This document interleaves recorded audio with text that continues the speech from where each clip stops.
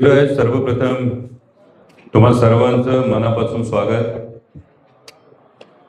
खरं तर हा जो माळशेज घाट बोरांडे पंप स्टोरेजचा जलविद्युत प्रकल्प आहे, याविषयी तालुक्यामध्ये एक अस्वस्थता आहे, एक नाराजी आहे, नागरिकांमध्ये तीव्र संतापाची लाट आहे। मधल्या काळात संसदेचं अधिवेशन सुरू होतं, त्यामुळे मी व्यक्तिगत याविषयी भाष्य केलं नाही, परंतु सातत्यानं याचा पाठपुरावा, याचा संपूर्ण माहिती ही घेऊन माननीय जिल्हाधिकारी असतील, माननीय पर्यावरण मंत्री महोदय केंद्रातले असतील, यांना आपण या आधीच पाठपुरावा केलेला आहे, या आधीच यांच्याशी पत्रव्यवहार केलेला आहे। मध्यंतरी तालुक्यात काही जणांनी आवर्जून प्रश्न विचारला होता, खासदार जिवंत आहेत का? प्रत्येकाची आपापली एक पातळी असते, त्यामुळे त्याविषयी भाष्य करण्यापेक्षा एवढंच म्हणून की जिवंत राहिलं तर किड्या मुंगे पण जिवंत राहतात आणि रंग बदलणारे सरडे सुद्धा जिवंत राहतात। जिवंतपणाचं लक्षण काय असतं तर जे संतांनी सांगितले ते म्हणजे अभ्यासूनी प्रगटावे। आणि त्यामुळे क्लिप्सच्या बाबतीत म्हणाल तर आजच्या प्रेझेंटेशनच्या ज्या काही क्लिप्स आहेत, या क्लिप्स अभिमानानं चार चौघात बघता येण्यासारख्या असतील, ज्याच्यातून नॉलेज वाढेल, सहकुटुंब बघताना लोकांना कळेल की तालुका नक्की कुठल्या संकटातून जातोय। कदाचित काही लोकप्रतिनिधींना त्यांच्या अतिशय व्यस्त व्यापामुळे हा अभ्यास करायला वेळ मिळाला नसेल, म्हणून तुमच्या माध्यमातून मी सगळ्याच लोकप्रतिनिधींना विनंती करतो, प्रशासनाला विनंती करतो की हा प्रकल्प काय आहे, याच्यातून नेमके काय धोके आहे हे व्यवस्थित प्रत्येकानं समजून घ्यावं। आणि म्हणून त्यासाठी थोड्याशा विस्तृत अशा पत्रकार परिषदेचं आपण हे आयोजन केलेलं आहे। सर्व पत्रकार बांधव असतील, सर्व सामाजिक कार्यकर्ते असतील, सर्व पदाधिकारी असतील, या सर्वांचं मी मनापासून स्वागत करतो। माझ्या आदिवासी भागातले अनेक कार्यकर्ते आज महाराष्ट्र प्रदूषण नियामक मंडळाच्या कार्यालयाबाहेर उपोषणाला गेले, त्यामुळे त्या सगळ्या लोकांनी आम्ही तिकडे आहोत, परंतु आमचं या सगळीकडे लक्ष आहे, कारण आपण जो काही आतापर्यंत जिल्हाधिकारी महोदय असतील, केंद्रीय मंत्री महोदय असतील, यांच्यापर्यंत केलेला पत्रव्यवहार हा त्यांना संपूर्णपणे अवगत आहे। त्यामुळे माझी आपल्याला विनंती की आपल्या माध्यमातून ही गोष्ट जास्तीत जास्त लोकांपर्यंत पोहोचूया। तर नेमका प्रकल्प काय? माळशेज घाट बोरांडे पंप स्टोरेज जलविद्युत प्रकल्प असं आपल्याला सांगण्यात आलं। आजच्या पत्रकार परिषदेत आपण नेमकं काय बघतोय? नेक्स्ट, हा प्रकल्प नेमका काय आहे, हा कुठं उभा राहणार आहे, याचा करार हा फार महत्वाचा मुद्दा आहे। याचा करार हा कोणाकोणात झाला? अनेकांचं असं एक गैरसमज आहे की हा केंद्र शासनाचा प्रकल्प आहे, तर याचा करार हा कोणाकोणात झालाय? जमीन, पाणी आणि पैसा अहवालातले आकडे नेमकं काय सांगतायत? याचे पर्यावरणीय परिणाम नेमके काय आहेत? याचा एक एन्व्हायरमेंटल इम्पॅक्ट असेसमेंट जो म्हटला जातोय, या अहवालातल्या गंभीर त्रुटी काय आहेत आणि याच्यामधली आमची मागणी काय आहे आणि सरकारला आमचे प्रश्न काय? ते एकूण पुढची स्लाइड प्रकल्पाचं संपूर्ण स्वरूप तुम्हाला दिसेल। या प्रकल्पाच्या स्वरूपामध्ये या सगळ्या गोष्टी तुम्हाला बऱ्यापैकी याची कल्पना आहे। एकूण कायमस्वरूपी संपादित होणारी जी जमीन आहे ती 166 हेक्टरची जमीन आहे। एकूण प्रकल्प जो सांगितला जातोय तो 1,500 मेगावॅटचा प्रकल्प सांगितला जातोय। यातून पुढे गेल्यानंतर आता जे दिसतंय हे फक्त हिमनगाचं एक वरचं टोक आहे। याच्या खाली एकूणच सह्याद्रीच्या पर्यावरणीय संतुलनासाठी जुन्नर तालुक्यातला हा केवळ मी अतिशय जबाबदारीनं हे विधान करतोय, हा प्रकल्प आता फक्त आदिवासी भागासाठी संकट वाटत असला तरी हा प्रकल्प केवळ आदिवासी भागासाठी संकट नाही, हा पुढे जाऊन संपूर्ण पूर्व भागासाठी सुद्धा एक फार मोठी धोक्याची घंटा ठरू शकतो। आणि असा एक प्रकल्प होत नाहीये, या पद्धतीच्या 59 प्रकल्पांचा MOU हा करण्यात आलेला आहे। त्यामुळे आपल्या सगळ्यांच्या माध्यमातून ज्या ज्या ठिकाणी हे प्रकल्प होत आहेत त्या तिथल्या लोकप्रतिनिधींना सुद्धा माझी ही विनंती आहे की आपण याकडे बारकाईनं बघावं, कारण हे नेमकं काय घडतंय हे आपल्या सगळ्यांना समजायला हवं. बरं, हे दाखवत असताना केवळ जलविद्युत प्रकल्प असं जे म्हटलं जातं किंवा हा एनर्जी स्टोरेजचा प्रकल्प हे म्हटलं जातं, हा सुद्धा एक मुखवटा आहे अशी शंका आहे, ज्याकडे मी पुढच्या टप्प्यात येतो. आता पुढे जाऊयात, प्रकल्प नेमका काय आहे, कारण आपल्यापैकी अनेकांना नेमका प्रकल्प काय माहीत नाहीये. त्या पद्धतीनं 2 जलाशय तयार करण्यात येणार आहेत. वर आडोशीला हा जुन्नर तालुक्यातला जलाशय असणार आहे, जो साधारणतः 7.15 MCMच्या कपॅसिटीचा जलाशय असणार आहे, आणि दुसरा जलाशय हा 8.10 MCMचा हा जलाशय असणार आहे. आणि मध्ये हे जे तुम्हाला ब्लॅक लाईन दिसतीये, हे जे इथे मध्ये दिसतंय, हे भूमिगत वीजगृह असणार आहे. हे भूमिगत वीजगृहाच्या माध्यमातून, टनेलिंगच्या माध्यमातून जेव्हा रात्री स्वस्त वीज वापरून या खालच्या जलाशयातलं पाणी वरच्या जलाशयात सोडलं जाणार, आणि मग या टनेलच्या माध्यमातून पाणी खाली येत असताना जेव्हा वीज दर जास्त असतो तेव्हा हे पाणी खाली सोडून 6 तास वीज निर्माण केली जाणार, अशा पद्धतीचा हा संपूर्ण प्रकल्प. जेव्हा 59 प्रकल्प आपण बघतो तेव्हा 59 प्रकल्पांची माननीय मुख्यमंत्री महोदयांच्या नुसार जी प्रस्तावित कपॅसिटी जी म्हटली जाते ती 80,000 मेगावॅटची कपॅसिटी सांगितली जाते. पण 2030 पर्यंतची एकूण महाराष्ट्राची एनर्जी रिक्वायरमेंट जर बघितली तर ही 80,000 मेगावॅट नाही. शंकेची जी पाल चुकचुकते ती इथे चुकचुकते की जी महाराष्ट्राची रिक्वायरमेंटच नाही अशा पद्धतीच्या एनर्जी स्टोरेजचे 59 प्रकल्प सह्याद्रीवर लादण्याचं नेमकं कारण काय. आणि यामध्ये बांधकाम कालावधी हा 5 वर्ष आहे. यामधल्या हे जे वाक्य हे फार महत्वाचं आहे. हे जे डोंगर पोखरून या पद्धतीच्या नलिका आणि प्रेशर शॅफ्ट जे केले जाणार आहेत, हे यासाठी फार मोठ्या प्रमाणावर स्फोटाची गरज भासते. यामध्ये ब्लास्टिंगची गरज ही फार मोठ्या प्रमाणावर भासते. आत्ता कंपनी असं म्हणत असली की आमच्याकडे या संदर्भातली टेक्नॉलॉजी आहे, तर कुठल्याही अहवालामध्ये या संदर्भातल्या कुठल्याही टेक्नॉलॉजीचं कुठेही ना स्पष्टीकरण आहे, ना या टेक्नॉलॉजीचं कुठेही एक्झाम्पल देण्यात आलेलं आहे. आणि सह्याद्रीच्या एकूण कातळाची रचना जर आपण बघितली तर हा संपूर्ण सह्याद्री हा बेसॉल्ट खडकापासून बनलेला आपला पर्वत आहे. आणि सह्याद्री जो बनलेला आहे यामधला पुढचा फार मोठा धोका तुम्हाला सांगतो. सह्याद्री जो बनला हा ज्वालामुखीतून बनलेला आहे. त्यामुळे ज्वालामुखीतून जेव्हा एखादा पर्वत बनतो तेव्हा तो लेयर्सनी बनत असतो. ज्वालामुखीचा आत्ता एक स्फोट झाला, त्यानंतर काही महिन्यांनी काही वर्षांनी स्फोट झाला, त्यानंतर काही वर्षांनी स्फोट झाला. त्यामुळे आधीचा लावारस थंड झालेला, त्यानंतर दुसरा स्फोट झाल्यानंतर दुसरा लावारस थंड होतो. आणि त्यामुळे 2 लेअर मध्ये, ज्याला आपण सायफन म्हणतो, ज्याला आपण गॅप्स म्हणतो, या असण्याची फार मोठी शक्यता आहे. आणि हा प्रकल्प डिझाईन करत असताना याचा जिओलॉजिकल स्ट्राटा सर्वे हा आपल्या कोणाही समोर अजून नाही. त्यामुळे आज आपण आदिवासी भागातला एक प्रकल्प म्हणत असलो तरी यावरच्या जलाशयापासून पुढच्या स्लाइडमध्ये तुम्ही बघू शकाल प्रकल्प नेमका कुठं उभा राहणार आहे. जर हे 2 जलाशय आपण बघू शकत असाल तर आपण माहिती काढा, आडोशी पासून जिथे दुर्घटना घडली होती त्या माळींचं अंतर किती आहे. आडोशी पासून माळींचं अंतर किती आहे, जिथे जिओलॉजिकल स्ट्रॅटामध्ये मी म्हणालो लेअरिंगने पर्वत बनतो, या लेयर्सची माहितीही नाही. आणि जर या लेअरिंग मध्ये जर पाणी गेलं तर काय होऊ शकतं हे आपण माळीमध्ये पाहिलेलं आहे. आपण माळशेज घाटामध्ये वारंवार दरड कोसळण्याचा जो प्रकार आपण सातत्यानं अनुभवत असतो, माळशेज घाटापासून या प्रकल्पाचं अंतर किती हे आपण पाहावं.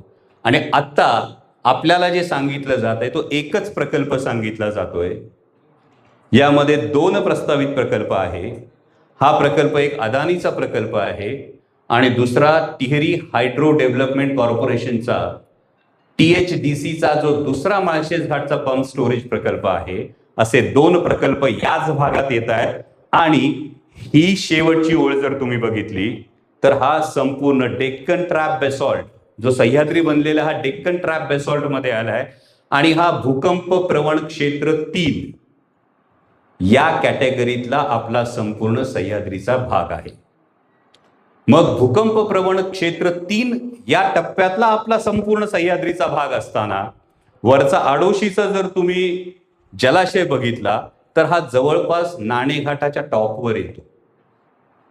त्यामुळे भूकंप प्रवण 3 क्षेत्रामध्ये वरचा जलाशय हा इतक्या टॉपवर ठेवलेला आहे, त्यातून पाणी खाली पर्कोलेट होण्याची भीती आहे. आणि त्याच्या पुढचा तुम्ही जेव्हा इम्पॅक्ट असेसमेंट बघता त्यामधला दुसरा एक महत्वाचा मुद्दा तुम्हाला सांगतो. इथं हा जर सर्वे बघितला किंवा ही जर लोकेशन बघितली तर इथे 2 काय गोष्टी येत आहेत. ही सह्याद्रीची मुख्य रांग आहे, हा नाणेघाट आणि जीवधन किल्ल्याचा परिसर येतो. आता हा संपूर्ण भाग 6 जुलै 2022 ची जी इको सेन्सिटिव्ह झोनची जी मसुदा आहे, पर्यावरण दृष्ट्या संवेदनशील क्षेत्राचा जो मसुदा आहे, यामध्ये हा संपूर्ण भाग समाविष्ट आहे. म्हणजे इको सेन्सिटिव्ह झोनचं कारण देऊन आमच्या आदिवासी बांधवांवर अनेक मर्यादा लादल्या जातात, इतर अनेक प्रोजेक्ट्सला मर्यादा लादल्या जातात. मात्र या प्रोजेक्ट्सला बिनबोभाट परवानगी दिली जाते थेट इको सेन्सिटिव्ह झोनमध्ये, भूकंप प्रवण क्षेत्र 3 मध्ये. हे नेमकं का होतं, हा महत्वाचा प्रश्न. आता पुढचे मुद्दे जे लोकांना वाटतं की नेमका करार पुण्यात झालाय, यामध्ये केंद्र सरकारची भूमिका काय, यामध्ये राज्य सरकारची भूमिका काय. आज दूध का दूध पाणी का पाणी होऊन जाऊ दे. त्यामुळे ज्यांना कोणी जिवंत आहेत काय प्रश्न आहेत, त्यांनी नेमकं काय केलं हे आपल्याला बघावं लागेल. पुढची स्लाइड. हा महाराष्ट्र शासन आणि अदानी समूह यांच्यामध्ये झालेला करार आहे. सामंजस्य करार कोणामध्ये झाला? महाराष्ट्र सरकार आणि अदानी उद्योग समूह याच्यामध्ये या 5 पंप स्टोरेजसाठी झाला. त्यानंतर शासनाने, महाराष्ट्र सरकारने केंद्रीय वन पर्यावरण मंत्रालयाकडे ही परवानगी पाठवली. त्यानंतर क्षमता ही बदलण्यात आली आणि पुढची ही जी गोष्ट ना मे 2026 याच्यामध्ये फार मोठी गंमत आहे की याच्यामध्ये जो एन्व्हायरमेंट इम्पॅक्ट असेसमेंट ही जी गोष्ट देण्यात आलेली आहे, जो EIA चा अहवाल 2026 मध्ये प्रकाशित करण्यात आला, या प्रारूप अहवालाचा सारांश फक्त सांगण्यात आला, पण याचं आधारभूत सर्वेक्षण मात्र डिसेंबर 2023 ते 24 मध्येच करण्यात आलेलं आहे. त्यामुळे आत्ताची परिस्थिती काय आहे येई या अहवालात कुठेही आपल्याला दिसत नाही. त्यामुळे जर कोणी प्रश्न विचारत असेल तर त्यांनी महाराष्ट्र सरकारला हा पहिला प्रश्न विचारला पाहिजे की महाराष्ट्र सरकार आणि अदानी उद्योग समूहामध्ये हा करार झालेला आहे. केंद्राचा रोल याच्यामध्ये फक्त पर्यावरणाची परवानगी जी महाराष्ट्र सरकारने मागितलेली आहे ती पर्यावरणाची परवानगी देणं एवढाच त्यामध्ये ही भूमिका आलेली आहे. त्यामुळे महाराष्ट्र सरकारला हे आपले प्रश्न तुमच्या सगळ्यांच्या माध्यमातून जेन्युइनली विचारतो आणि जिथे जिथे हे प्रकल्प होत आहेत त्या प्रत्येकाने या सगळ्या गोष्टी एकदा तपासून बघितल्या पाहिजे. पुढे आता हे दोन्ही गोष्टी आहेत, निर्णायक अधिकार राज्य शासनाचे आहेत, फक्त तांत्रिक प्रक्रिया ज्या आहेत या तांत्रिक प्रक्रिया या केंद्र शासनाकडे आहेत. आता राज्य शासनाच्या ज्या जबाबदाऱ्या आहेत त्यामध्ये प्रकल्पाचं वाटप कुणाला करायचं, सामंजस्य करार कुठे करायचे, त्यानंतर प्रकल्पाच्या जागेची निवड कुठे करायची, या 3ही महत्वाच्या गोष्टी पूर्णपणे राज्य शासनाच्या अखत्यारीत आहेत. पुढचा महत्वाचा मुद्दा आहे की जलसंपदा विभागानं काळू नदीतून पाण्याचं उपलब्धता प्रमाणपत्र दिलंय. त्यानंतर पेसा कायद्याची अंमलबजावणी, ग्रामसभा संमती आणि भूसंपादन या 3ही जबाबदाऱ्या राज्य सरकारच्या आहेत. आज आपण या प्रकल्पामध्ये बघतोय सर्रास पेसा कायद्याचं उल्लंघन झालेलं आहे. यातल्या सर्वे आपण सगळ्यांना माझी विनंती आहे, सर्वे जर बारकाईने बघितले, जर जी पेसा ग्रामपंचायतीची गावं आहेत ही पेसा ग्रामपंचायतीची गावं नाहीत असे सर्वे शासनानं सबमिट केलेले आहेत, जे पेसा कायद्याचं फार मोठं उल्लंघन हे राज्य शासनाकडून होतंय. त्यानंतर वन जमीन वळवण्याची शिफारस सुद्धा ही राज्य केंद्राला करते आणि त्यामुळे या प्रकल्पामध्ये फार मोठी जबाबदारी ही संपूर्ण राज्य शासनाची आहे. या केंद्राच्या सगळ्या तांत्रिक प्रक्रिया ज्या काही आहेत, 60 हेक्टर वन जमीन वळवण्याचा प्रस्ताव केंद्राकडे जातो, तो राज्याकडून जातो, राज्याचे मुख्य वन संरक्षक याच्यावर सर्टिफिकेशन देतात. पश्चिम घाट ESA अधिसूचना ही मसुद्याच्या स्वरूपात गेली 13 वर्ष राज्य सरकारने याचा पाठपुरावा करणं गरजेचं आहे. तज्ञ मूल्यांकन समितीने एन्व्हायरमेंट इम्पॅक्ट असेसमेंटची जी अधिसूचना आहे त्यानुसार हा प्रकल्प आहे की नाही हे फक्त सांगितलं जातं. या एन्व्हायरमेंट इम्पॅक्ट असेसमेंटची सूचना देणारी कंपनी जर आपण बघितली तर त्याच्यात तुम्हाला आणखी एक मोठा धक्का बसेल. पुढे यामध्ये नेमकी कुठली जमीन जाणार आहे? 166 हेक्टर हे जाणार आहे. त्यामध्ये खासगी 105 हेक्टर वनजमीन, 60 हेक्टर, याशिवाय 9 हेक्टर जमीन भाडे तत्वावर. वरचा जलाशय हा त्यामध्ये पूर्णपणे बिगर वन, म्हणजे थेट शेतकऱ्यांची जमीन. जो जुन्नर तालुक्याचा फार महत्वाचा प्रश्न येतोय, ही पूर्णपणे बिगर वनची जमीन जाते. आणि खालचा जलाशय जो आपण मुरबाड तालुक्यातला म्हणतोय, तिथेही पूर्णपणे वन जमीन जाते. आता यामध्ये फार महत्वाचा या जमिनीच्या संदर्भातला जो मुद्दा आहे की भीमाशंकर असेल, म्हणजे आंबेगाव तालुक्यातली 47 गावं, जुन्नर तालुक्यातली 37 गावं, शिवाय भीमाशंकर तालुक्यातली औपे असेल, येळवली असेल, भिवेगाव असेल, ही गावं, इथल्या सामूहिक वन हक्क हे वन्यजीवांच्या नावाखाली नाकारले जातात. आदिवासी बांधवांना तिथल्या ग्रामपंचायतींना सामूहिक वन हक्क हे नाकारले जातात. मात्र 60 हेक्टर वनजमीन वन विभाग बिनबोभाटपणे ही या प्रकल्पासाठी देतो. हा खरं तर महत्वाचा आणि कळीचा मुद्दा. पुढची स्लाइड. यामध्ये एकूण अभ्यास क्षेत्रात 79 गावं आहेत. किती लोकसंख्या अभ्यास क्षेत्रात त्यांनी धरलेली होती? ती 68,000 होती. थेट बाधित कुटुंब ही 505 असणार आहेत. आणि खरं तर एकूण बाधित लोकसंख्येपैकी अनुसूचित जमाती 93% आहेत.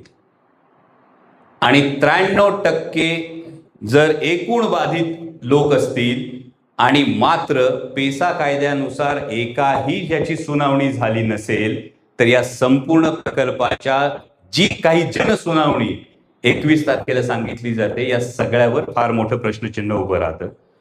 पुढे हे जे आपण सातत्यानं बघतोय, पेसा कायद्याची ही उघड पायमल्ली झालेली आहे की हे संपूर्ण क्षेत्र आदिवासी बहुल आहे. आजनावळे ग्रामपंचायतीने 2023 मध्येच असा ठराव करून प्रशासनाकडे दिला होता, त्याच्याकडे दुर्लक्ष करण्यात आलेलं आहे. प्रकल्प अहवाल तयार करण्यापूर्वी कंपनीने किंवा कोणत्याही शासकीय विभागाने यातल्या एकाही पेसा ग्रामपंचायतीची पूर्वकल्पना दिलेली नाही. 14 ऑगस्ट 2026 म्हणजे आता परवा जी एक बैठक झाली, त्याच्या शासकीय बैठकीच्या इतिवृत्तातच या सगळ्या नोंदी आहेत. त्यानंतर ग्रामस्थांची मागणी की आधी ग्रामपंचायतींना माहिती द्या आणि ग्रामसभेचा सकारात्मक ठराव, मग प्रकल्प अहवाल तयार करा. आणि वन हक्क 2006 अंतर्गत सामूहिक वन हक्कांचा प्रश्न हा अजून अद्याप निकाली निघालेला नाही. या सगळ्या गोष्टींचा उहापोह केल्याशिवाय या प्रकल्पाकडे आपल्याला जाता येत नाही. ही पेसा हक्काची पायमल्ली होते आणि पेसा हक्काचं संवर्धन करणं ही राज्य सरकारची नैतिक जबाबदारी आहे. पुढची स्लाइड. हे 14 ऑगस्टला आंजनावळेला काय घडलं ते आपल्याला, तुमच्यापैकी अनेक जण तिथे उपस्थित होते, माहिती आहे. पुढे ही फार कळीचा मुद्दा आहे. पुढची स्लाइड ती म्हणजे एन्व्हायरमेंट इम्पॅक्ट अहवाल काय सांगतो. पुढची स्लाइड. हा EIA अहवाल म्हणजे काय, तर एन्व्हायरमेंट इम्पॅक्ट असेसमेंट, म्हणजे या प्रकल्पाचा एकूण पर्यावरणावर नेमका काय परिणाम होणार आहे. आता यातल्या हे 4 महत्वाचे मुद्दे लक्षात घ्या. ठीक आहे. या 4 महत्वाच्या मुद्द्यांमधल्या 3 मुद्द्यांचं एकदा आपण नजर टाका. आदिवासी भागातले काही कार्यकर्ते इथे आहेत. गुरुजी, तुमच्या भागाविषयी असं सांगितलं गेलंय, अंकुश शेठ, इथे सस्तन प्राणीच नाहीयेत.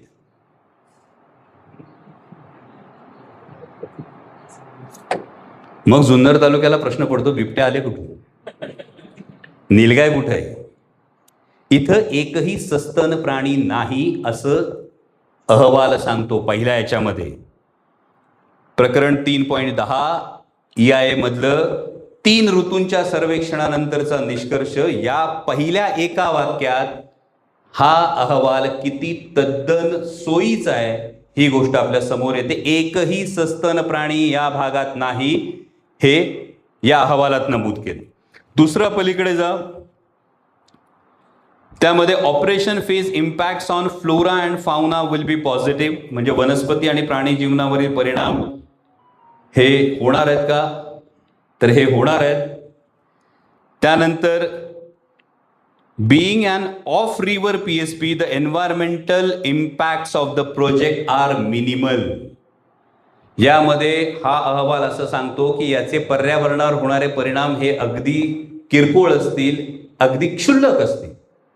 आणि आता या तीन याच्यानंतर चौथी गोष्ट लक्षात घ्या, यामध्ये आपत्ती व्यवस्थापन आराखडा जो 10.12 हा त्यातलं प्रकरण आहे, त्यामध्ये असतं does not have substantial time for rescue in lower reservoir case. यामध्ये कुठलीही आपत्ती जर घडली तर खालच्या भागाला रेस्क्यूसाठी पुरेसा वेळ मिळू शकत नाही. एकच अहवाल एकीकडे सांगतो की याच्यावर एन्व्हायरमेंटल इम्पॅक्ट होत नाही, आणि तोच अहवाल त्यामध्ये सांगतो की यामध्ये रेस्क्यूसाठी काहीही धरणासंदर्भात दुर्घटना घडली तर खालच्या बाजूला बचावासाठी वेळ पुरत नाही. आता पुढची स्लाइड बघा. हे संपूर्ण प्रेझेंटेशन किती तकलादू गोष्टींवर आहे. तर EIAचा हा जर तुम्ही कॉलम बघितला तर या कॉलम मध्ये तुम्ही सगळे जुन्नर तालुक्यातले आहात. जनसुनावणी झाली का याच्या आधी? नाही. हा अहवाल असं सांगतो की मे 2026च्या अहवालामध्ये असं सांगण्यात आलेलं आहे, जनसुनावणी नंतर यात सुधारणा करण्यात आल्या. म्हणजे एक खोटं लपवण्यासाठी इतर किती गोष्टी खोट्या बोलल्या जातात ते बघा. जर जनसुनावणी झालीच नाही तर अहवालामध्ये जे म्हटलं गेलंय की मे 2026च्या अहवालात म्हटलंय जनसुनावणी नंतर सुधारणा करण्यात आल्या असं लिहिलं गेलेलं आहे. जर जनसुनावणी झाली नाही तर कुठल्या सुधारणा करण्यात आल्या? त्यामुळं जो अहवालच खोटा आहे अशा अहवालावर जर तुम्ही 21 तारखेला जनसुनावणी घेत असाल तर ही लोकशाहीची सरळ सरळ केलेली क्रूर थट्टा आहे असं आमचं थेट म्हणणं आहे. आता पुढची स्लाइड.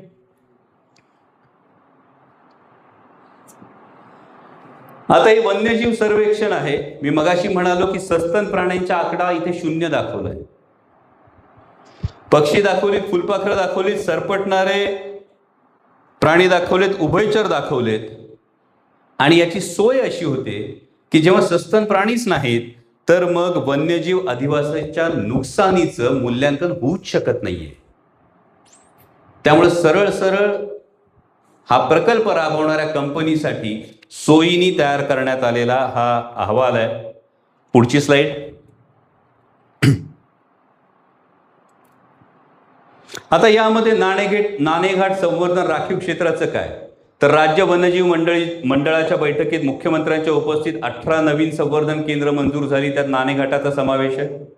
हे क्षेत्र भीमाशंकर आणि कळसुबाई हरिश्चंद्र गड या अभयारण्यांना जोडणारा महत्वाचा वन्यजीव कॉरिडॉर आहे. मग राज्य सरकारला माहित नाहीये की अहवालात खोटीपणा आहे.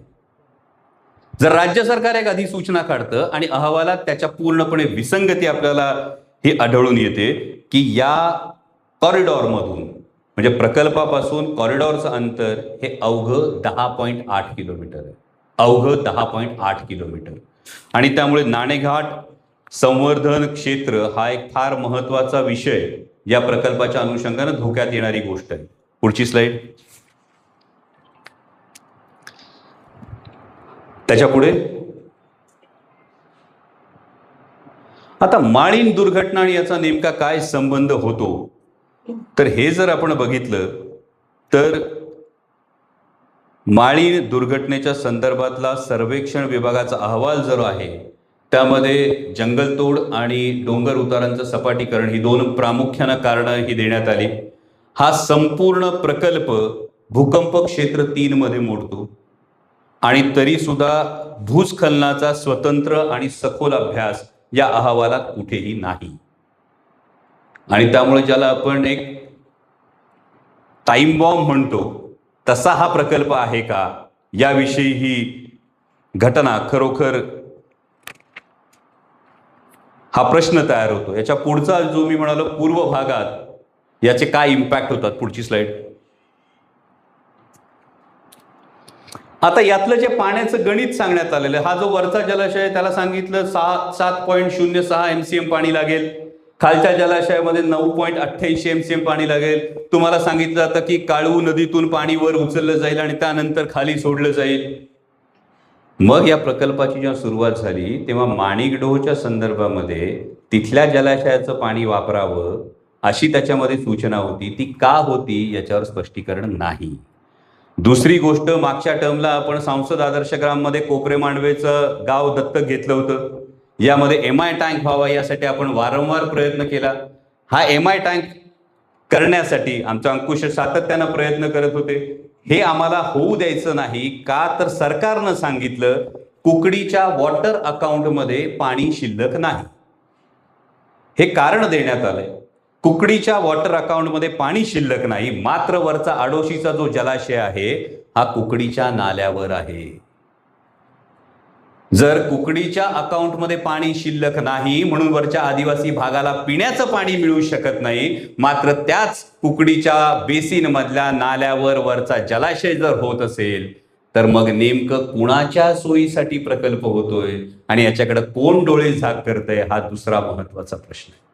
जो महसूल विभाग इतक्या सगळ्या संदिग्धता असताना इतक्या तातडीनं जनसुनावणीची तारीख जाहीर करतो, तोच महसूल विभाग कोपरे मांडवेमध्ये प्री फॅब्रिकेटेड जर्मन मेटॅलिक टँकच्या 3 टाक्या मंजूर आहेत. त्यामध्ये फक्त जमीन द्यायला लोक तयार आहेत. फक्त जमीन हस्तांतरणाचा जो प्रस्ताव आहे हा राज्य सरकारकडे पेंडिंग आहे. त्याच्यावर सही मात्र होत नाही. मात्र महसूल विभाग इतक्या तत्परतेनं या सगळ्या गोष्टींविषयी संदिग्ध असताना इतक्या घाईनं जर पुढाकार घेत असेल तर यामध्ये अडचण तयार होते. आता अहवालातली अंतर्गत विसंगती हा थोडा टेक्निकल मुद्दा आहे, पण हा नीट समजून घेतला पाहिजे तुम्ही, कारण 21 तारखेची जनसुनावणी रद्द करण्याचा आपला पुरेपूर प्रयत्न आहे. पण जर रेटून ही जनसुनावणी कधीही करण्यात आली तर ही स्लाइड तुमच्यासाठी फार महत्वाची आहे की यातला जो IUCN जी यादी आहे, जी रेड लिस्ट आहे, ही 2025/2 ची वापरतो आणि ती जुलै 2024 मध्ये पाहिली असं अहवालात लिहिलेलं आहे. IUCN ची यादी जुलै 2024 मध्ये पाहिली असं लिहिलेलं आहे आणि जुलै 2024 मध्ये 2025/2 ची आवृत्ती अस्तित्वात नव्हती. जी यादीच अस्तित्वात नव्हती ती यादी पाहून अहवाल बनवला असेल तर हा पहिला मुद्दा. वननिधीचा आकडा 2 ठिकाणी 2 प्रकारे आहे. मगाशी मी सांगितलं की आधारभूत सर्वेक्षणाची तारीख ही जुन्या आधारभूत माहितीनुसार दिलेली आहे.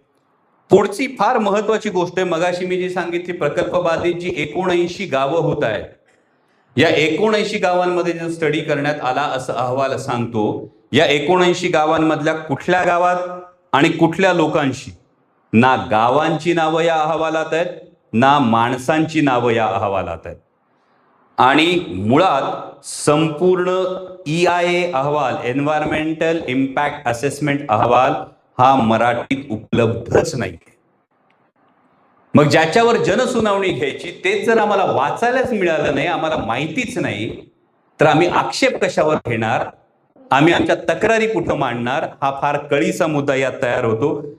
आणि हे एवढं सगळं असताना हा प्रकल्प आहे तो 7,000 कोटी रुपयांचा. विचार करा, 7,000 कोटी रुपयांचा प्रकल्प इतक्या तद्दन खोट्या माहितीवर आणि खोट्या आकडेवारीवर जर सादर होत असेल तर त्याच्यावर आपण विश्वास कसा ठेवायचा हा महत्वाचा प्रश्न येतो. पुढचा मुद्दा, हा बाधित वनक्षेत्राचं पर्यावरणीय मूल्य हा पुन्हा एन्व्हायरमेंटच्या संदर्भात आहे की या ज्या नोंदी समितीने केलेल्या आहेत ना, या सगळ्या नोंदी आहेत, तुम्ही बारकाईने जर बघितल्या तर यामध्ये पाण्याचा स्रोत बदलण्यासाठी राज्य शासनाची परवानगी आणि NGT आदेशानुसार फ्लोची माहिती मंजुरीच्या वेळी सादर करावी अशी अट समितीने घातली. याचं पुढे काय झालं कुणालाच माहित नाही. TOR दुरुस्तीची शिफारस केली आणि प्रक्रिया पुढे सरकली. समितीने स्वतःच नोंदवले की क्षमता वाढ किरकोळ आहे पण वनक्षेत्राचं नुकसान मोठं आहे. बाधित वनक्षेत्राची गुणवत्ता आणि पर्यावरणीय मूल्य कुठेही तपासलं गेलेलं नाही. आणि आता पुढचा फार महत्वाचा मुद्दा, पुढची स्लाइड घ्या. आता ही जी एन्व्हायरमेंटल इम्पॅक्ट असेसमेंट ज्यांनी तयार केले ही ती कंपनी आहे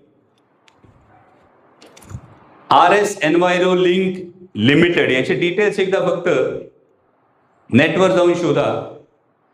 मग गंमत ही होतीये, एकच विकासक, एकच सल्लागार आणि एकच करार. याचं एक उदाहरण मी आपल्या मीडियाच्या माध्यमातून सांगू इच्छितो की 2022ला तारळी आणि माळशेज हे 2 प्रकल्प एकाच याच्यातले. दोन्ही प्रकल्पांचे एन्व्हायरमेंटल इम्पॅक्ट असेसमेंट एकाच खासगी सल्लागार कंपनीने तयार केले, ज्या कंपनीचं इथे नाव आहे. तारळीमध्ये 100 पेक्षा अधिक गावांचा विरोध आहे, 3000हून अधिक हरकतींची पत्र आहेत. तरी सुद्धा 12 मार्च 2024ला तारळीला सातारा जिल्ह्यामध्ये जनसुनावणी पुढे ढकलली गेली नाही आणि पुढे प्रकल्पाला पर्यावरणीय मंजुरी सुद्धा मिळाली. आज माझं तुम्हाला सगळ्यांना महत्वाची गोष्ट आहे की जे तारळीत मागे घडलं ते आता जुन्नरमध्ये बळजबरीनं घडवू पाहिलं जात आहे. त्रुटीपूर्ण अहवाल, हरकती आणि तारीख न बदलणारी सुनावणी अजून वेळ गेलेली नाही. आपण सगळ्यांनी मिळून या विरोधात आवाज उठवणं हे गरजेचं आहे. आता ज्या प्रकल्पाविषयी मी बोललो मागाशी तारळीचा, पुढची स्लाइड आहे. हा जर प्रवाह तुम्ही जर संपूर्ण बघितला तर यामध्ये तारळीचा EIA आणि आंध्र प्रदेशातला अनंतपूर जिल्ह्यातला एक प्रकल्प, या दोन्हीचा एन्व्हायरमेंटल इम्पॅक्ट असेसमेंट सेम अहवाल देण्यात आला आणि प्रकल्प रेटून देण्यात आला. म्हणून मी मगाशी जबाबदारीने म्हणालो जुन्नरमध्ये अजून वेळ गेलेली नाहीये. तीच कंपनी आहे, तीच पद्धत आहे. आणि आता जुन्नरमध्ये जनसुनावणी होण्यापूर्वीच जनसुनावणी नंतर सुधारणा करण्यात आल्यात असा उल्लेख आहे. ही आपल्यासाठी धोक्याची घंटा आहे. पुढे लास्ट स्लाइड कडे चला. पुढे आता ही आमची भूमिका स्पष्ट आहे की आमचा विकासाला विरोध नाही, पण पर्यावरणाचा बळी देऊन विकास आम्हाला नको. ऊर्जा साठवणूक देशाला आवश्यक आहे, पण मग ती पश्चिम घाटातल्या वन्यजीव कॉरिडॉर मध्येच का? आणि आता महत्वाचा कळीचा मुद्दा येतो. माननीय मुख्यमंत्री महोदयांनी 3री मुंबई जाहीर केली. या 3ऱ्या मुंबईचं इकॉनॉमिक इंजिन हे डेटा सेंटर असेल असं जाहीर केलं. जी डेटा सेंटर आज अमेरिकेत आहेत यातल्या मॅक्सिमम डेटा सेंटरच्या आजूबाजूच्या गावांमध्ये, शहरांमध्ये पाण्याचं प्रचंड दुर्भिक्ष आहे. कारण दर तासाला काही ट्रिलियन लिटर पाणी या एकेका डेटा सेंटरला लागतं. जी ही 3री मुंबई, ज्याचं सेंटर अंबरनाथला आहे, जिथे अमेझॉनचं सगळ्यात मोठं जगातलं डेटा सेंटर होणार आहे, हे सुरू असणारे सगळे प्रकल्प हे केवळ विद्युत निर्मिती आहेत की या संभाव्य डेटा सेंटरला आमच्या तोंडचं, आमच्या शेतकऱ्यांचं पाणी पळवून त्यांच्यासाठी केलेली पाण्याची सोय आहे. एकीकडे अमेरिका आणि भारत ट्रेड डील मधला एक कलम जर बघितलं तर फ्री डेटा ऍक्सेस, मी 3 बिंदू जोडतोय. अमेरिका आणि भारताच्या ट्रेड डील मध्ये, US इंडिया ट्रेड डील मध्ये फ्री डेटा ऍक्सेस.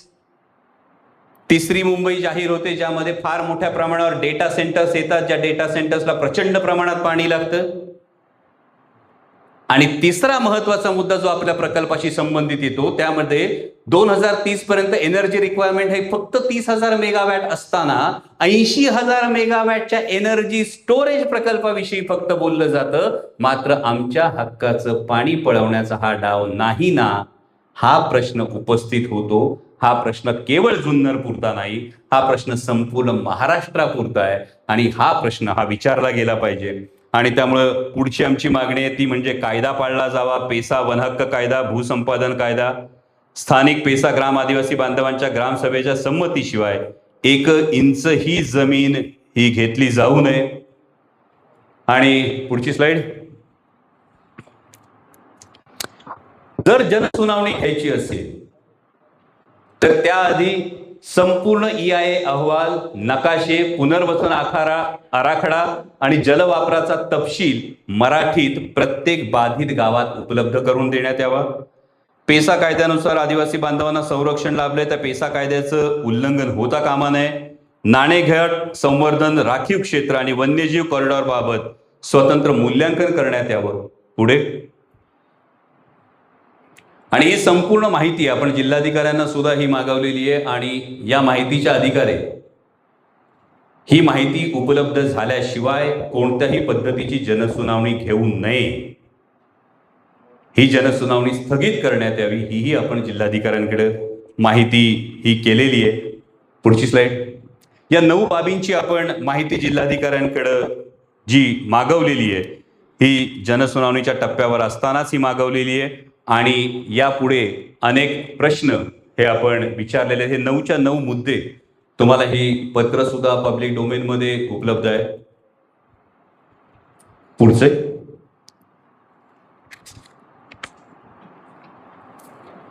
आणि हे जे प्रश्न आहेत यातला हा 5वा प्रश्न फार महत्वाचा आहे पूर्व भागासाठी, की दाखवताना काळू नदीची परवानगी दाखवून प्रत्यक्षात कुकडी माणिकडोच्या पाण्यावर परिणाम होणार नाही याची हमी कोण देणार.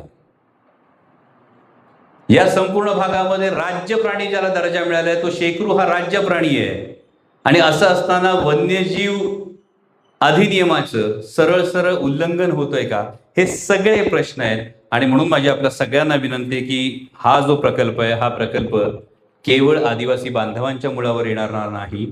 या प्रकल्पाची मला वाटतं तुम्हाला संपूर्ण सविस्तर माहिती ही आता झाली असेल. यामध्ये किती अडचणी आहेत, यामध्ये किती माहिती लपवली गेलेली आहे आणि यामध्ये हा प्रकल्प कशा पद्धतीनं रेटून नेण्याचा प्रयत्न होतोय, या सगळ्या गोष्टी असताना माझी आपल्या सगळ्यांच्या माध्यमातून राज्य सरकारला ही कळकळीची विनंती आहे, अशा पद्धतीच्या 59 प्रकल्पांचे तुम्ही MOU केलेले आहेत. मी फक्त एका प्रकल्पाचं उदाहरण दिलं. जर हा प्रकल्प झाला आणि अशा पद्धतीनं रेटला गेला कोणतीही स्पष्टता न देता, तर केवळ आदिवासी भाग नाही तर पूर्व भागातला जो आमचा संपूर्ण शेतीसाठी सुजलाम सुफलाम भाग आहे, आमच्या तोंडचं पाणी पळवण्याचा हा डाव नाही ना, ही आमच्या मनातली भीती आहे. आणि त्यामुळे ही सगळी स्पष्टता आल्याशिवाय, या स्पष्टतेशिवाय कोणतीही जनसुनावणी ही आपल्या तालुक्यात आपल्या परिसरात होऊ द्यायची नाही, हा आपल्याला निर्धार करावा लागेल. हेच आपल्याला हे सगळं या निमित्तानं सांगायचं होतं. आता तुमच्या समोर हे सगळं सांगितल्यानंतर जिल्हाधिकारी महोदयांना सुद्धा ही संपूर्ण लिंक सांगितली होती. जिल्हाधिकारी महोदयांना तुमच्या समोर फोन करून ही जनसुनावणी स्थगित करण्याविषयी, कारण तुम्हाला ऍक्शन अपेक्षित आहे, माहिती सगळं देतील.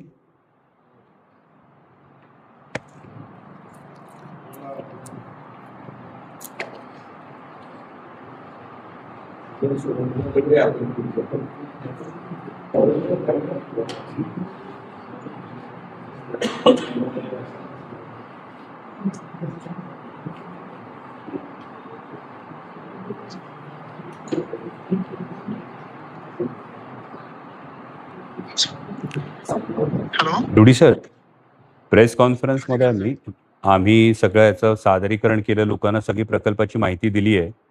तर मी आपला फोन स्पीकरवर ठेवतो जेणेकरून ते सगळे ऐकतील. तर डुडी साहेब, आमची सगळ्यांची विनंती आहे की या जनसुनावणीच्या संदर्भामध्ये अनेक मतमतांतर आहेत, अनेक शंका आहेत. तर एक तर या संदर्भातली एक बैठक आपण तातडीनं आयोजित करावी आणि सगळ्यांचं निराकरण होईपर्यंत ही जनसुनावणी स्थगित करण्यात यावी, अशी माझी आपल्याला विनंती आहे. ठीक आहे, मला याच्याबद्दल आपलाही पत्र आला होता जी. आणि स्थानिक जे आमदार साहेब आहेत त्याचंही पत्र आलं आहे जी. आणि त्याच्याबद्दल मी 19 ऑगस्टला एक बैठक ठेवतो. बरं. तर त्याच्यामध्ये आपण सर्व जे अधिकारी आहे याच्याशी निगडीत, बर, MPCB, इरिगेशन डिपार्टमेंट, सर्व डिपार्टमेंटचे लोकांना आम्ही बोलून घेतो. जी. त्या मीटिंगमध्ये आपल्याला आमची विनंती देतील की आपण पण उपस्थित राहा, स्थानिक जे आमदार आहे, आमदार साहेब, त्यांना बोलून घेऊ. आणि जे गाव प्रभावित होत आहेत, म्हणजे असे तर सर्व लोक येतील आणि मग मीटिंगचे काही आउटकम निघणार नाही. सर, तो जे गाव प्रभावित होत आहेत त्या गावाचे जे सरपंच आहेत, प्रभावित म्हणजे जे याचे बाधित होतात स्कोपमध्ये येते, तर त्याचे सरपंचाला आपण मीटिंगमध्ये बोलून घेऊ 19 ऑगस्टला. बरं. आणि तेव्हापर्यंत लोकांना, कारण काय की जे मला एवढं समजलं, जी, त्याच्यामध्ये असं झालं की लोकांचे मनामध्ये काही संभ्रम निर्माण झालेले आहेत. होय. प्रोजेक्ट बद्दलची परिपूर्ण माहिती असल्यामुळे. होय. तर ते लोकांना परिपूर्ण माहिती देणे आवश्यक आहे. तर ते 19 ऑगस्टला आपण सर्व एकत्रित बसून त्याची माहिती लोकांसमोर आपण मांडूया. अगदी. आणि तुम्ही सर्व लोकांची जी मागणी आलेली आहे त्याचा मान ठेवून आम्ही जे 21 ऑगस्टची जी हिअरिंग आहे ते आम्ही पोस्टपोन करतो. धन्यवाद. नंतर आणि सर्व लोकांचे शंकांचं निराकरण झाल्यानंतरच या संदर्भातला पुढचं पाऊल टाकावं. येस येस मी काढतो तसं आदेश काढतो. धन्यवाद जिल्हाधिकारी महोदय, धन्यवाद. सो 19 तारखेला या संदर्भात जिल्हाधिकारी महोदय, सगळे संबंधित खात्याचे लोक, आपले लोकप्रतिनिधी, बाधित गावांचे सरपंच याची एक बैठक आयोजित करतात आणि आत्ता जी 21 तारखेला जनसुनावणी होणार होती त्याचा थोड्याच वेळात ते आदेश काढतील की ही 21 तारखेला होणारी जनसुनावणी ही आत्ता स्थगित करण्यात आलेली आहे. मला वाटतं तुम्ही सगळ्यांनी सातत्यानं हा जो आवाज उचलला, तुम्ही सगळ्यांनी या संदर्भामध्ये जी जनजागृती केली त्याचं हे यश आहे. फक्त हा त्याचा पुढचा टप्पा आहे की त्याची सखोल माहिती आज तुमच्यापैकी प्रत्येकाकडे आहे आणि माझा पूर्ण विश्वास आहे की माध्यमं लोकशाहीचा चौथा स्तंभ आहे आणि जेव्हा माध्यमं कुठल्याही लोकप्रतिनिधीला असतील, कुठल्याही शासन व्यवस्थेला असतील, कुठल्याही सरकारला असतील, जेव्हा योग्य पद्धतीनं आरसा दाखवण्याचं काम करतात तेव्हा जनहिताच्या दृष्टिकोनातून पाऊल हे नक्की पुढं पडतं. आपण सर्वजण आलात, आपण ही संपूर्ण माहिती समजून घेतली त्याबद्दल आपलं मनापासून आभार. धन्यवाद. जय शिवराय. सर, प्रश्न आहे, माजी आमदार अतुल बेनके असं म्हणाले होते की खासदार साहेब आणि जिल्हाधिकाऱ्यांची बैठक होणार आहे, त्याच्यामध्ये ही जनसुनावणी रद्द होणार नाही असं त्यांनी जेव्हा सांगितलं, विद्यमान आमदार सर्व सुनावणी म्हणाले माजी आमदारांना तो अधिकारच नाही, तशी ऑर्डर का निघाली नाही? मी आपल्या समोर जिल्हाधिकाऱ्यांचा हा फोन ऐकवला, कारण मी जे पत्र तुम्हाला देईल ना ते पत्र जर तुम्ही बारकाईने बघितलं तर हे पत्र 5 ऑगस्टलाच गेलेलं पत्र आहे आणि हे पत्र जर तुम्ही बारकाईनं वाचलं तर हे पत्र डावलून जनसुनावणी होऊ शकेल हे अतुल बेनके यांनी तालुक्याचं प्रतिनिधित्व केलेलं आहे. ते 5 वर्ष आमदार राहिलेले आहेत, त्यामुळे त्यांना त्यातलाही खाचाखोचा व्यवस्थित ठाऊक आहेत आणि त्यामुळे माझं आणि अतुल शेटचं या संदर्भात बोलणं झालं होतं. अतुल शेट्टी स्वतः ते पत्र वाचलं होतं आणि त्यामुळे अतुल शेट्टीने अत्यंत जबाबदारीनं हे विधान केलं होतं.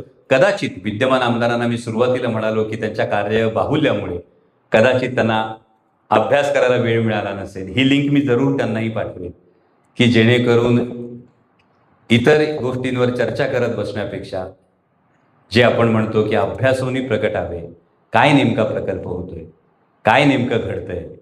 कारण आपला पूर्व इतिहास प्रत्येक लोकप्रतिनिधीचा वेगवेगळा असतो, पण जर व्यवस्थित अभ्यास केला तर कोणी विनाकारण आपल्याला आपण कंपनीच्या बाजूने काही करत नाही आहोत ना असे आपल्याविषयी शंका काही ठिकाणी उपस्थित झाल्याचं मी मीडियामधूनच काही गोष्टी वाचल्या.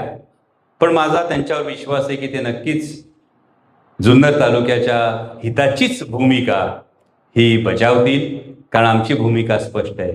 येतील त्यांच्यासोबत, येणार नाहीत त्यांच्याशिवाय आणि आडवी येतील त्यांच्या छाताडावर पाय देऊन. जे तालुक्याच्या हिताचं आहे तेच आम्ही करणार, ही आमची भूमिका स्पष्ट आहे. जिल्हाधिकारी असं म्हटले की जनसुनावणी पोस्टपोन करणार आहे, ती नंतर होणारच.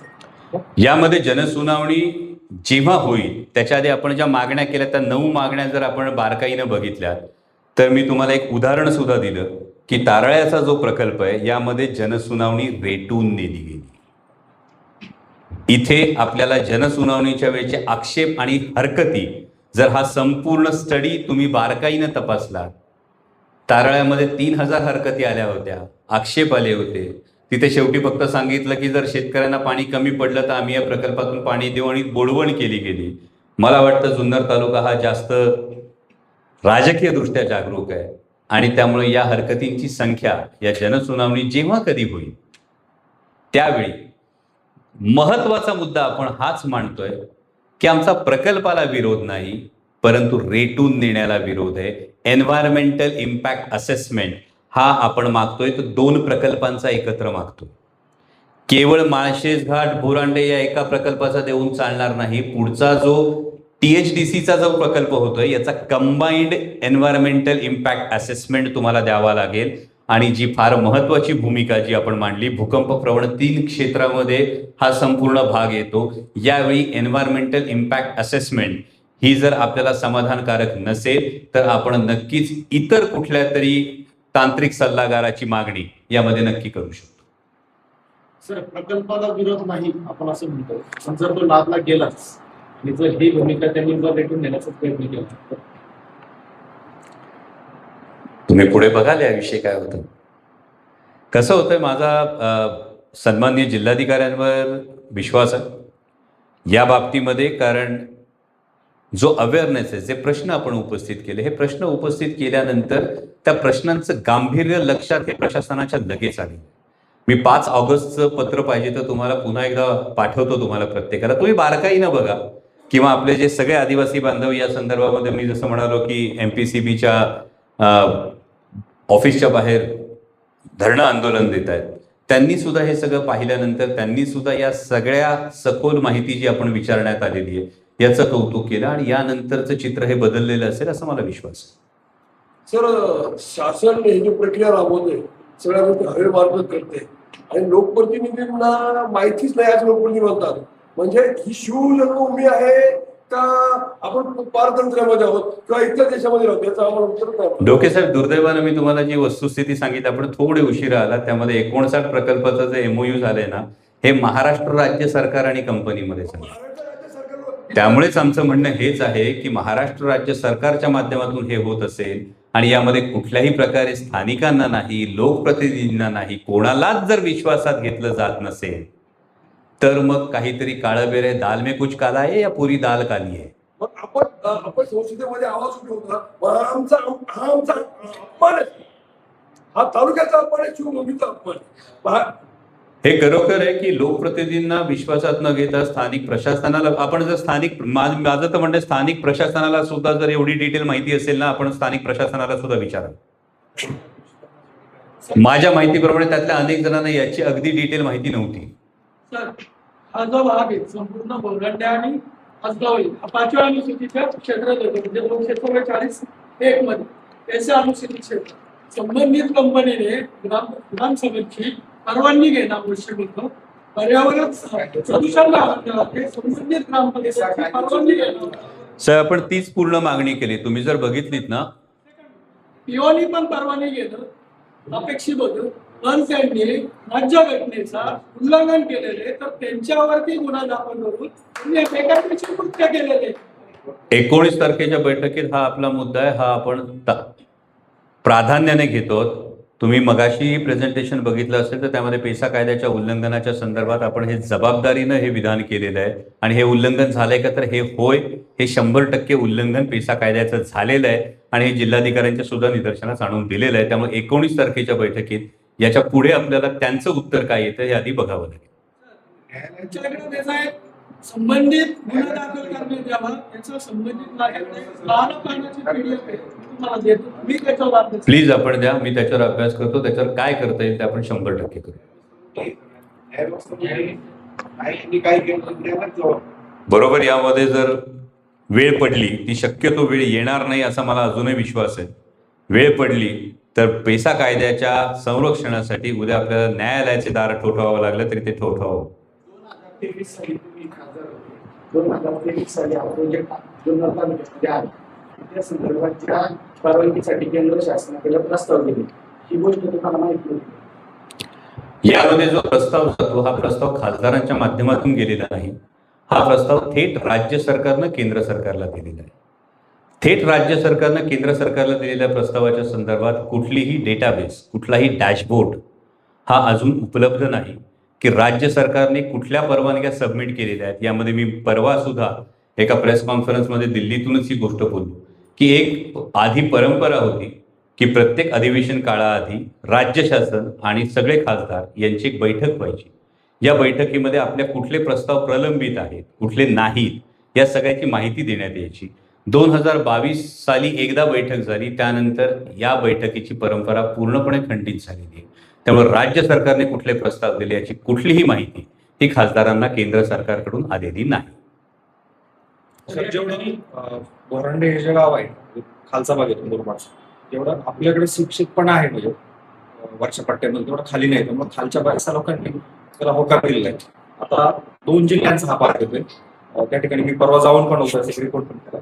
तर मग तिकडे नेतृत्व कोण, कारण ते तर सगळं भाजपच्या ताब्यात आहे खालचं.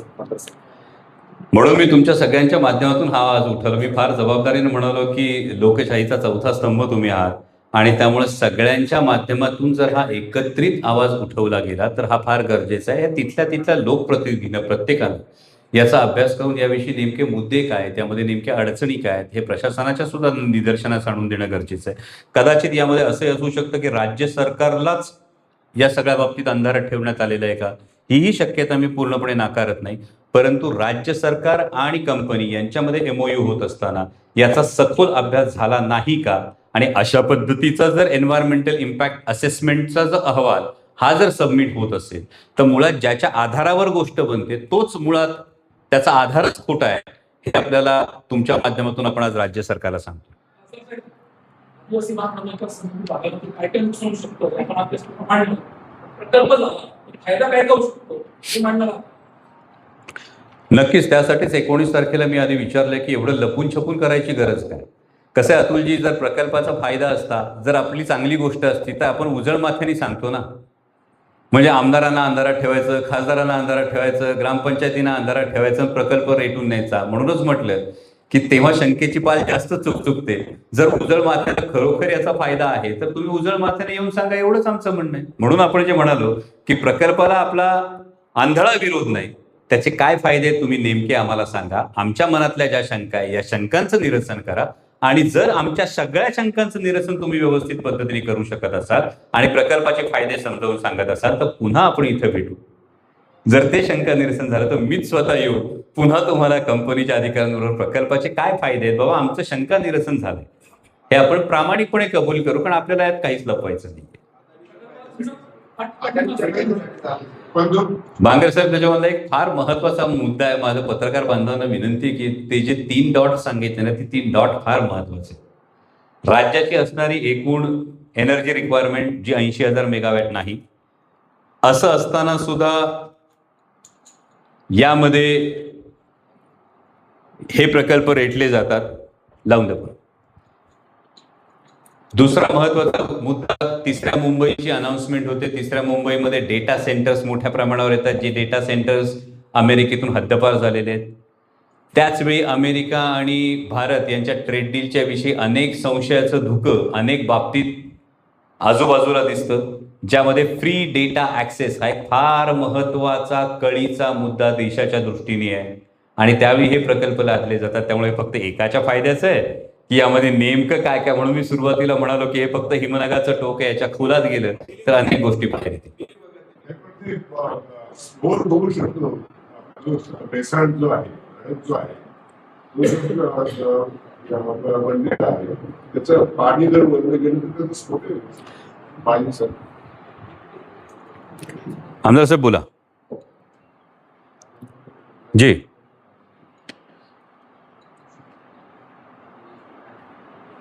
हां हां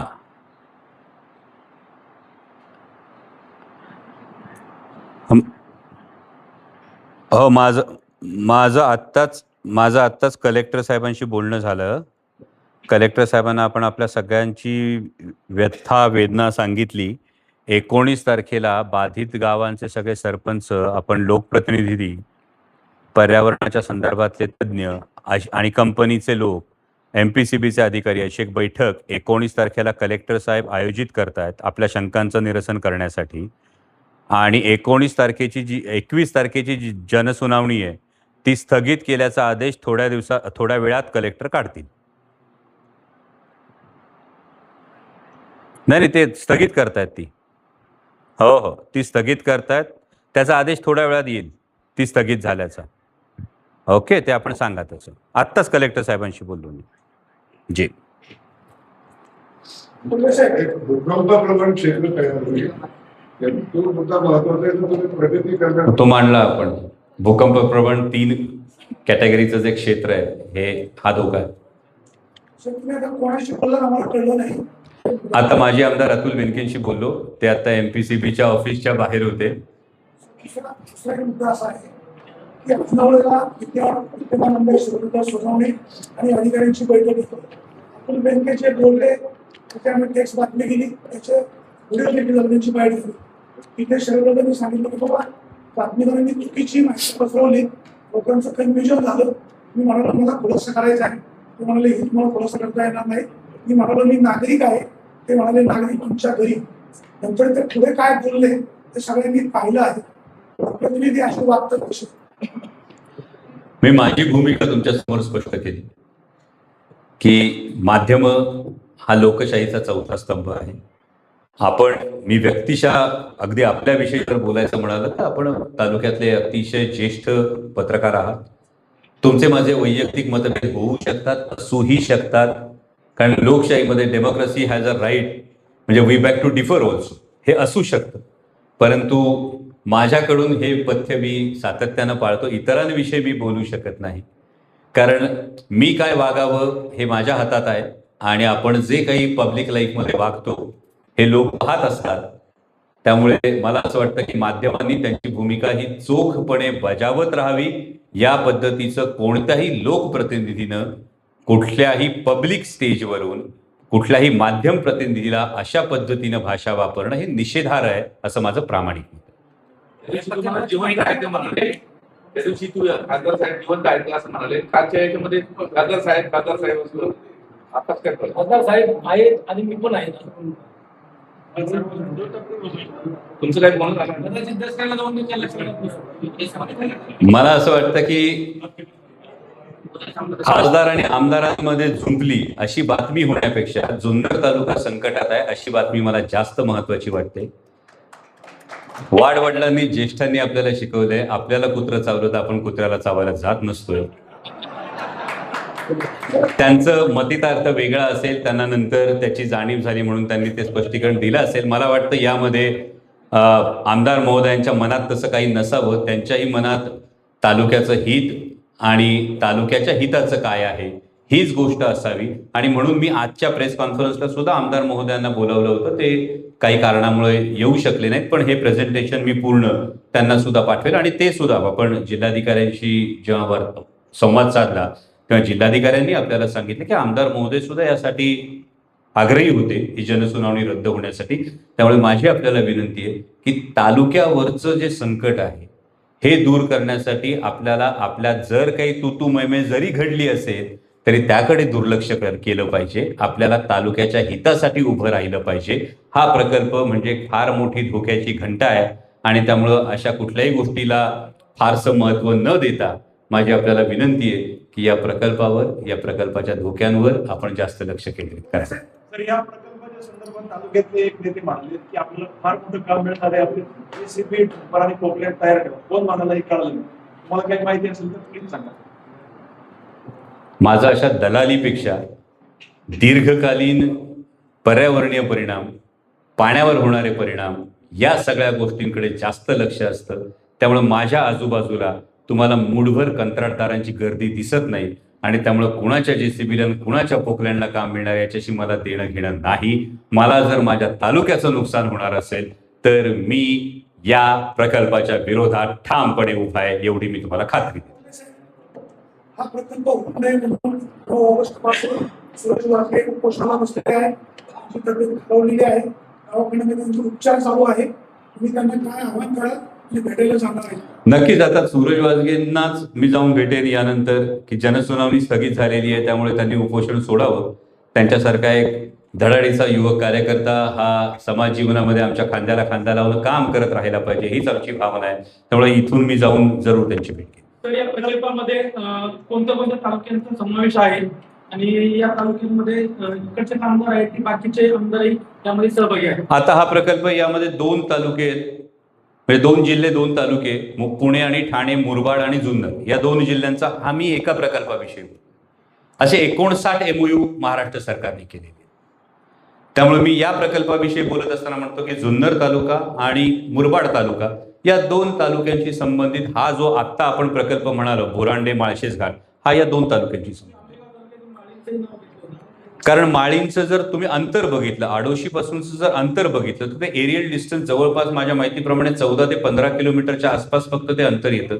आणि जेव्हा बेसॉल्टची आपण ही खडकाची निर्मिती आपण बघतो, भूकंपाप्रमाणे 3 क्षेत्र म्हणतो, म्हणजे हा ज्वालामुखी आधी येऊन गेला, त्यानंतर दुसरा थर तयार झाला, या 2 थरांच्या मध्ये एक पट राहिलेली आहे आणि जेव्हा मी ब्लास्टिंग करतो, तो जो मी तुम्हाला ब्लॅक लाईन दाखवली, त्या ब्लास्टिंगमुळे या स्तरांमध्ये जेव्हा घसरण पुन्हा होते तेव्हा या गॅप्स वाढू शकतात, त्यामध्ये पुन्हा पाणी सीपेज होऊ शकतं आणि तशी दुर्घटना घडणार नाही. याची शाश्वती काय, यासाठी जिओलॉजिकल स्ट्रॅटा सर्वे होणं गरजेचं आहे. तर हा प्रकल्प आपल्यासाठी सुरक्षित आहे असं म्हणता येईल. स्पेनमध्ये आता बघितलं होतं, आजच्या साईडला ग्रामस्थांना गावाला पाजर तलाव बनवतो आणि वरच्या साईडला बनवू शकत नाही. हे लॉजिक नाही, मी आपल्याला सांगितलं की कोपरे मांडवेच्या बाबतीमध्ये जेव्हा आपण सांगत होतो, मागणी करत होतो MI टँकची, तेव्हा आम्ही जलसंपदा मंत्र्यांना सुद्धा भेटलो. त्यावेळी अधिकाऱ्यांनी सांगितलं की कुकडीच्या वॉटर अकाउंटमध्ये पाणी शिल्लक नाही, त्यामुळे पाणी अडवता येणार नाही. म्हणजे साधं MI टँक करायला परवानगी नाही आणि कुकडीच्याच नाल्यावर वरचा आडोशीचा जो जलाशय आहे तो तयार होतोय. मग या वॉटर अकाउंट मधली ही दोगली बाजू ज्याला आपण म्हणतो, हा दुटप्पीपणा का? जर आमच्या आदिवासी बांधवांना MI टँक देताना तुम्ही म्हणता वॉटर अकाउंट संपलं आणि आडोशीचा अदानीच्या प्रकल्पाला मात्र तुम्ही एवढा मोठा 7.5 याचा कॅपॅसिटीचा तुम्ही जलाशय बनवू देता, तर मग आमच्या आदिवासी बांधवांनी काय घोडं मारले, हाच आमचा प्रश्न आहे. डॉक्टर साहेब, महाराष्ट्र शासन त्याच्यामध्ये सामंजस्य करायला पाहिजे. तुम्हाला माहीत नसताना त्या ठिकाणी काही व्यवहार केंद्राशी पण झाले पत्रव्यवहार. तुम्ही ज्यावेळेस 21 तारखेची सुनावणी असेल त्यावेळेस ते काही डॉक्युमेंट्स आपण घेऊन येणार आहात. नाही, यामध्ये मी तुम्हाला ते सांगतो की या संदर्भातली कागदपत्र पब्लिक डोमेन मध्ये उपलब्ध नसणं ही सगळ्यात मोठी संशयाची सुई आहे. लपवताय काय की यामधली पब्लिक डोमेन मध्ये ही डॉक्युमेंट्स उपलब्ध नाहीत. म्हणजे मी तुम्हाला खालचा एन्व्हायरमेंटल इम्पॅक्ट असेसमेंटचा अहवाल मराठीमध्ये, जिथं लोकांवर परिणाम होणार आहे त्या लोकांना अभ्यास करायला मराठीत अहवाल द्या आधी, तर आम्ही आक्षेप घेणार आहोत ना. त्यामुळे ही लपवाछपवी आणि हीच सगळी मागणी कलेक्टर साहेबांना आपण दिलेलं पत्र जर तुम्ही बारकाईने वाचलं तर त्यात या सगळ्या डिटेल मागण्या आपण केलेल्या हा. या प्रकल्पाची माहिती मला वाटतं आपल्याच तालुक्यातल्या काही पत्रकार बांधवांनी मला या संदर्भामध्ये फोन केले होते. मोरे सरही माझ्याशी बोलले होते, वाणी साहेबही माझ्याशी बोलले होते आणि यानंतर याची सखोल माहिती घेतल्यानंतरच आपण याच्यावर भाष्य करावं. कारण अधिवेशन सुरू होतं म्हटलं, अधिवेशन काळामध्ये आपण केंद्रीय पर्यावरण मंत्र्यांना आधीच पत्र पाठवलं होतं, जिल्हाधिकाऱ्यांना पत्र पाठवलं होतं आणि त्यानंतर तुमच्या समोर सादरीकरण हे सगळ्यांचं करायचं ठरवलं होतं. आणि त्यामुळे ही डिटेल माहिती ही आपल्याला खोदून, म्हणजे तुम्ही जशी शोध पत्रकारिता करता तशा पद्धतीने काहीसं काम करावं लागलंय आणि त्यानंतर ही सगळी माहिती हातात आली. हा प्रकल्प होण्यासाठी जर तुमच्यावर दबाव आला, तुमची भूमिका काय नाही? तुमच्या पक्षातून पण येऊ शकते. मला वाटत नाही असा दबाव माझ्यावर कोणी टाकेल. मोदी साहेबांनी मागच्या आठवड्यात शक्यता तुमच्या पक्षाचे ज्येष्ठ नेते आणि आघाडीचे संबंध जवळचे. म्हणजे हा प्रकल्प एवढा महत्वाचा असं तुम्हाला वाटतं की माननीय पंतप्रधान दबाव टाकतील? मग याच्यामध्ये आणखी काहीतरी काळं वैर आहे असा प्रश्न, अशी शंका निर्माण व्हायला पाहिजे. पण मला वाटत नाही की या निमित्तानं खरं तर एका फार वेगळ्या विषयाला आपण तोंड फोडलेलं आहे. या पद्धतीनं केवळ एक प्रकल्प नाही, ही संपूर्ण सह्याद्रीची हानी आहे, ही संपूर्ण इकोसेन्सिटिव्ह झोनची हानी आहे. आणि हे सगळं होत असताना काही ट्रिलियन लिटर वॉटर दर तासाला डेटा सेंटरच्या घशात घालण्याचा जर याच्यामध्ये काही डाव असेल, मी शक्यता वर्तवतोय, जर असा काही डाव असेल तर महाराष्ट्रातल्या येणाऱ्या पिढ्या अशा कुठल्याही प्रकल्पाला माफ करणार नाहीत, कारण पिण्याला सुद्धा पाणी उरणार नाही. पुणे नाशिक रेल्वे संदर्भात जे आंदोलन झालं मोठ्या प्रमाणामध्ये, दिल्लीला आवाज पण उठवला, खरोखर पुणे नाशिक रेल्वे थांबणार? पुणे नाशिक रेल्वेची आत्ताची परिस्थिती अशी आहे की डॉक्टर अनिलजी काकोडकर यांच्या अध्यक्षतेखाली एक समिती स्थापन करण्यात आलेली. ही समिती या संपूर्ण प्रकल्पाचा पुन्हा एकदा अहवाल तयार करेल. यामध्ये महत्वाची गोष्ट ही इलेक्ट्रोमॅग्नेटिक फील्ड्स जी तयार होतात, GMRTचे जे ऑब्जेक्शन आहे, यामध्ये पेंटोग्राफच्या फ्रिक्शननी जी इलेक्ट्रोमॅग्नेटिक फील्ड्स तयार होतात या संदर्भातला अहवाल तयार करण्यासाठीची ही समिती तयार केलेली आहे. 60 दिवसांची या समितीला मुदत आहे. यामध्ये आपण जगात 19 ठिकाणी दुर्बीण आणि रेल्वे हे कोएक्झिस्ट करतात. मी माझ्या टीमला सांगतो की आपल्यापर्यंत या सगळ्या 19 प्रकल्पांची माहिती आपल्यापर्यंतही पोहोचू द्या, कारण कुठे कुठे काय काय केलंय याचा आपण सविस्तर अहवाल हा त्या दिवशी माननीय पंतप्रधानांना सुद्धा दिलेला आहे, माननीय रेल्वे मंत्र्यांना सुद्धा दिलेला आहे आणि माननीय काकोडकर साहेबांबरोबर 30 तारखेला एका कार्यक्रमात मी धुळ्याला एकत्र आहे. त्यावेळी माननीय काकोडकर साहेबांना सुद्धा हा अहवाल देणार आहे.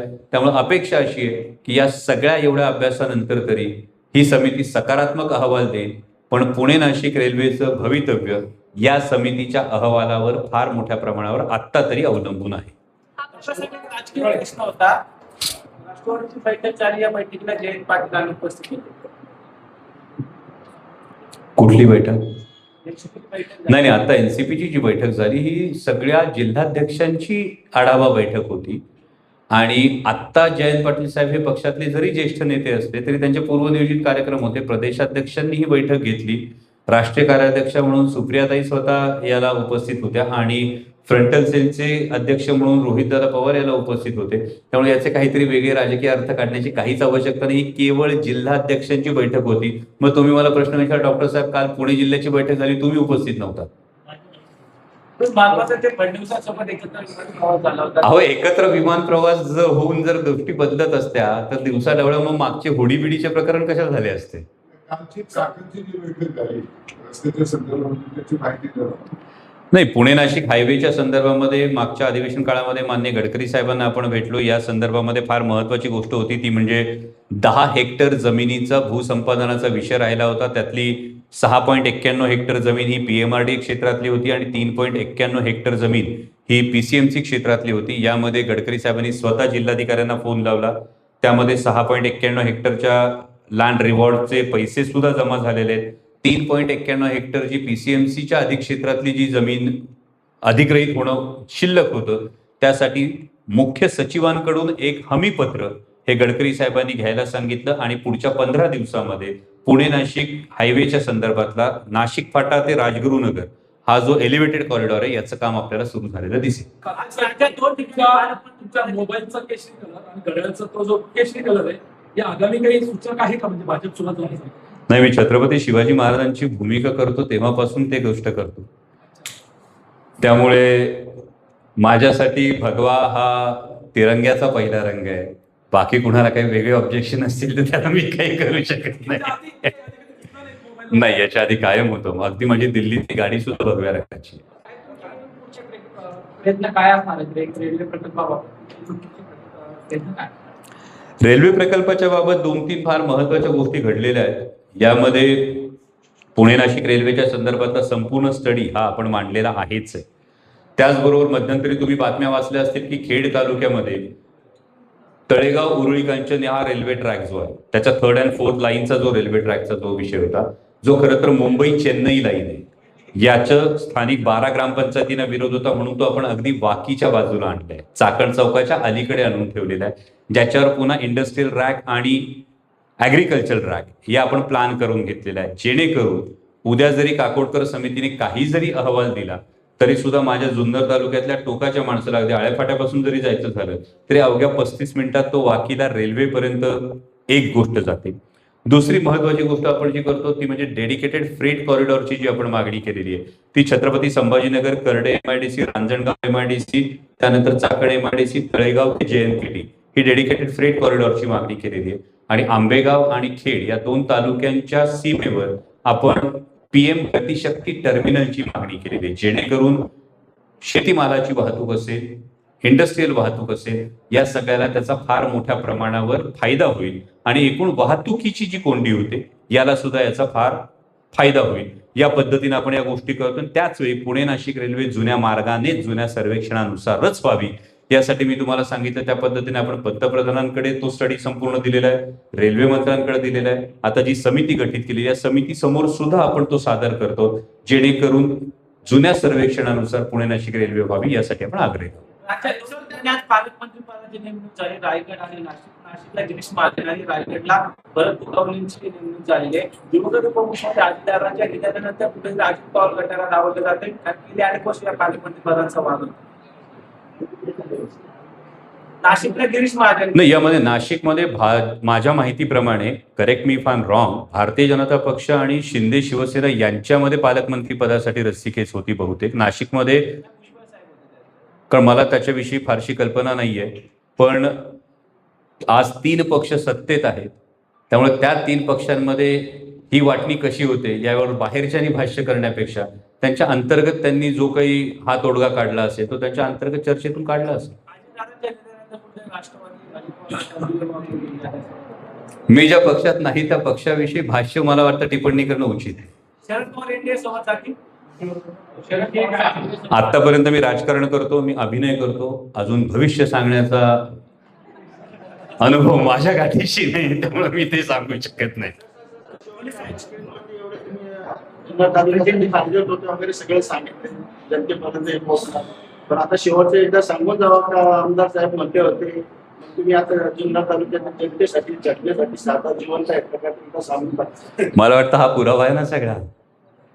म्हणजे ही नाही, मला वाटतं की कसं आहे की त्यांनी काय ते विधान केलं, त्यांची त्याच्यावरचं स्पष्टीकरण दिलं, त्या गोष्टीला विनाकारण महत्त्व देण्यापेक्षा मला वाटतं आपण काम करणारी माणसं आहोत, आपण काम केलं पाहिजे, आपण या प्रकल्पाच्या अडचणी त्या सांगितल्या पाहिजे. आकारण कुचाळक्या करण्यासाठी वेळ हा काही लोकांकडे असेल, माझ्याकडे नाही.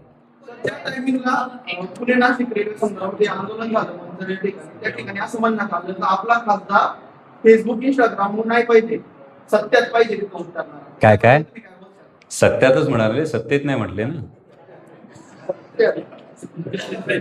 काय होतं माझं म्हणणं असं आहे की जे कोणी विधान केलं एक तर मला माहित नाही.